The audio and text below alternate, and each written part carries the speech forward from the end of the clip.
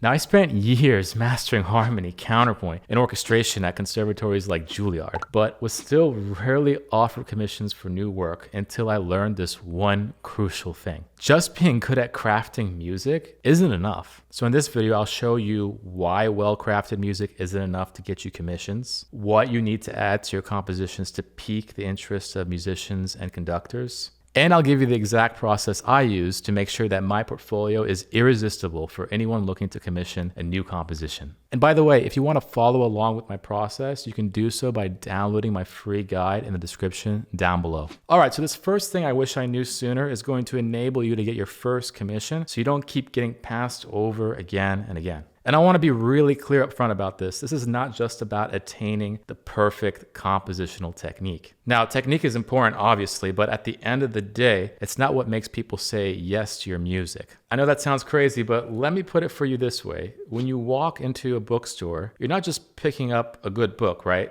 You're looking for a voice you connect with, a genre you love, a story that feels like it was written for you. Now, musicians, ensembles, artistic directors are doing the exact same thing when they're programming concerts. They're not just looking for well-crafted music, they're actually looking for music that strikes a chord, no pun intended, with the audiences that they're trying to attract. Now, these audiences might be more attuned to mainstream classical composers like Vivaldi or Mozart, or more niche music from composers from the Fluxus or new complexity movements, or somewhere in between. I've seen commissions given to all sorts of music. It really doesn't matter where you fall on that spectrum. The main thing is that you need to be writing something clear, something with identity, something that fits into the story that these musicians want to tell. And that's where aesthetic comes in. Now, your aesthetic is your musical fingerprint. It's the thing that makes your work stand out in a sea of good music. Let me show you an example from my own journey. So for me, I'm always blending traditional Arabic music with Western classical idioms and forms. And that fusion shows up in every piece I write, whether it's for large groups like the Los Angeles Philharmonic or smaller chamber ensembles like the Imani Winds. But that mix of influences never combines in exactly the same way.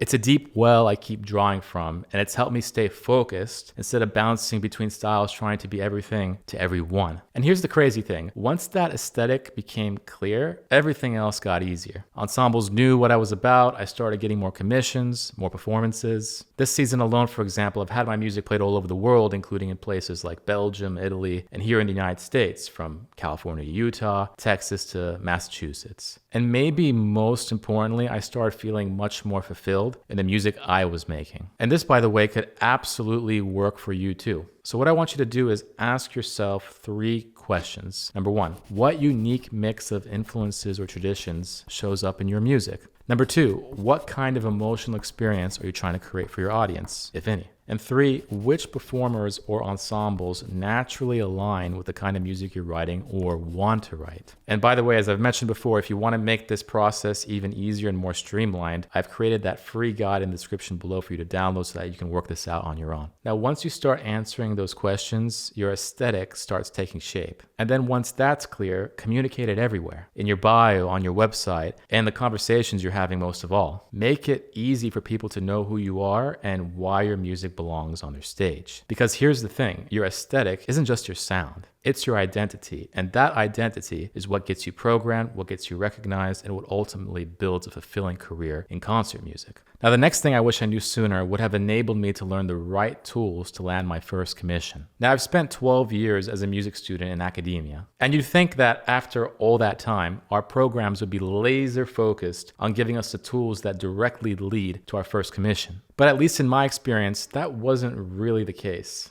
In fact, out of those 12 years, maybe 2, possibly 3, were seriously spent figuring out what kind of music I genuinely wanted to write. And even then, I had to push for it myself. So what I realized was that most composition programs are built to make you technically strong. There's no doubt about that. You'll write fugues in the style of Bach. You'll orchestrate Debussy's preludes. You'll analyze every musical form under the sun. And all of that is valuable, by the way. It gives you the essential tools. But here's the big catch. An arsenal of technique, it's definitely important, but it doesn't guarantee direction. In other words, you can graduate with honors and still have no idea what kind of music only you can create. Now, I see this all the time, composers who can write flawless counterpoint but feel completely lost when someone asks, what do you want to say with your music? So what happens next? You leave school, you have a polished portfolio in hand, and then you quickly realize no one's banging down your door with your first commission. You've been trained to write correctly, but not necessarily to create music that deeply moves a specific audience. Music that sticks, that gets shared, talked about, and programmed again and again. Now, without a clear artistic identity, your work simply blends in. Then the doubt sets in. And then you start thinking, maybe I need another degree. Maybe I just need to learn a bunch more music theory. Or maybe I'm just not cut out for this. But here's the real turning point, and it's simpler and more powerful than you might think. It happens when you stop trying to impress your professors, or anyone else for that matter, and start figuring out what is the music that excites you. What do you believe in, and what do you want your music to accomplish in the world? The answers to those questions will enable you to get your first commission.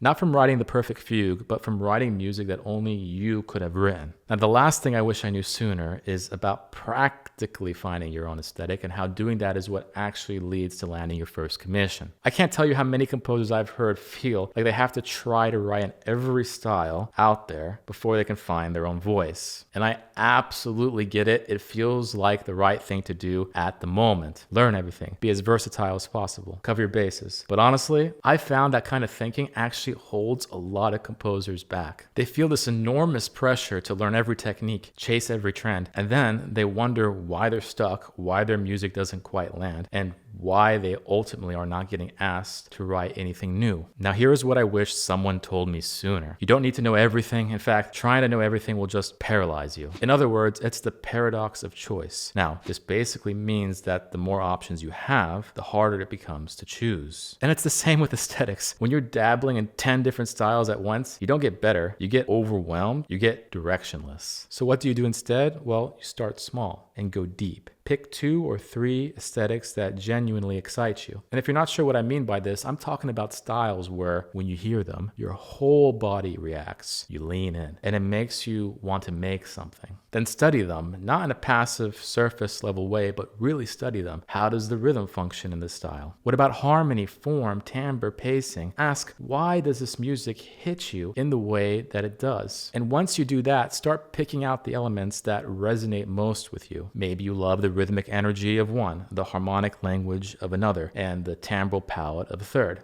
Now you're building something that's based on your own personal biases. That is what I call our aesthetic roadmap. Your aesthetic, by the way, isn't a fixed label. It's just your personal way of handling melody, harmony, rhythm, timbre, and form. And it evolves over time, but the more clearly you understand it, the easier it becomes for other people to get your music too, to remember it, and to ultimately want it. Because here's what I've discovered over the last couple decades of composing music. Focus is more powerful than volume, and depth is more valuable than breadth. So you don't need to master everything. You just need to master your thing. And when you do, that's when musicians and ensembles will start reaching out. That's when you'll land your first commission. Not because you're the most versatile composer in the world, but because you've got a voice they can recognize and believe in. Now, if someone had just shown me what's in this next video back when I was struggling to get my music commissioned, it would have saved me years of frustration. So if you're ready to go deeper, check out this video right over here.